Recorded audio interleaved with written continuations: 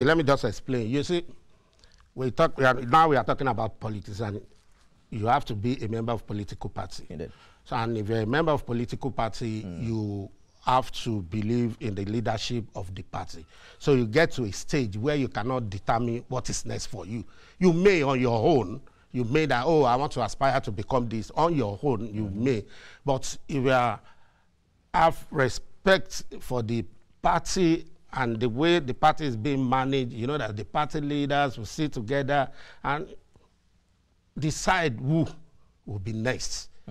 You understand? So as a speaker, as a deputy governor, as a senator, you know, so it's all about consultation, engagement with the party leaders. But you as a person have your ambition now. For instance, now, by 2027, you have spent like 24 years in the House of Assembly. Do you see yourself being speaker in another 4 years, or a member of the House? A member of the House of Assembly? But for you to be a speaker, you have to be a member of the House. First. Yeah, first. So do you see yourself extending your stay by another 4 years in the same House? Not really. That is what I've just said. You know, but there is life ahead. So let us contemplate at living that life.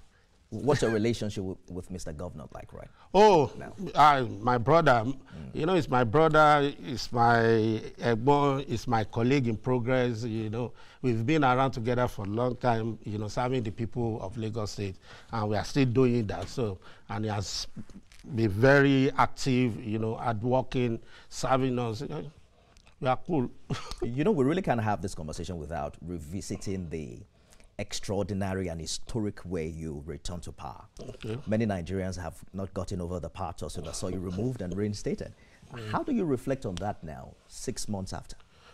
Well, for me, let me appreciate my colleagues, you know, my colleagues in the House of Assembly, my brothers, my friend, you know, very loyal, very dedicated, with high level of commitment to the service of people in Lagos. You know, they've always been there, we've been together, and they are doing tremendously well.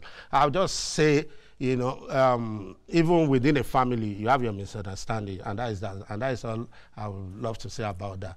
When you returned in March, it was described in some reports as a commando-style comeback. You know, like accounts of heightened security presence, dramatic plenary session, there was deep division within the House. Looking back at that incident, do you consider that manner of return a show of strength? Does it bother you that it probably had left scars on the legislature's image and credibility? No, I don't think so. I don't think so. There was nothing about, you know, the commando style. No. If you know, the contention was that following the due process, we have rules in the House. Okay. You know that if anything has to be done, you just have to follow the rules. And mind you, thereafter there was a court judgment. So, which was in your favor? Yes. So, as I said, I don't want us to... But what has that really done to the relationship with your colleagues? We are very cool. We are close, doing well. At least the 10 years celebration of my speakership, you had all of them. They all spoke on the floor of the House. At least nobody pointed the guns at the head. So have you really forgiven them? Why should I? They've always been there. You know, we started since 2015. So from 15 to this period, how many years? So if you have an issue, it's not enough to feel bad. It's not enough. It's not enough to be against them. It's not enough to wish them bad. So that's at the time they raised issues of gross misconduct, abuse of power.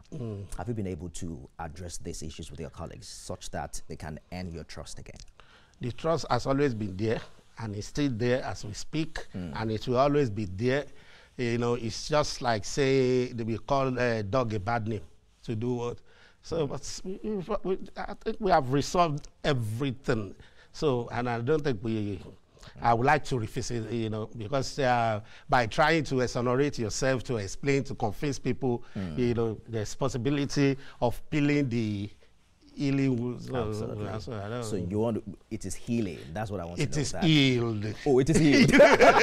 No, because if it is completely healed, you won't worry whether it's something will. I'm not worried. Yes. I'm not worried. At least we've been doing everything together. Well, the stakeholders meeting we just spoke about, We all had it in our various constituencies. And your deputy who was speaker for a while? Miranda, she's still here. She's my sister. She's my friend. Yeah, we still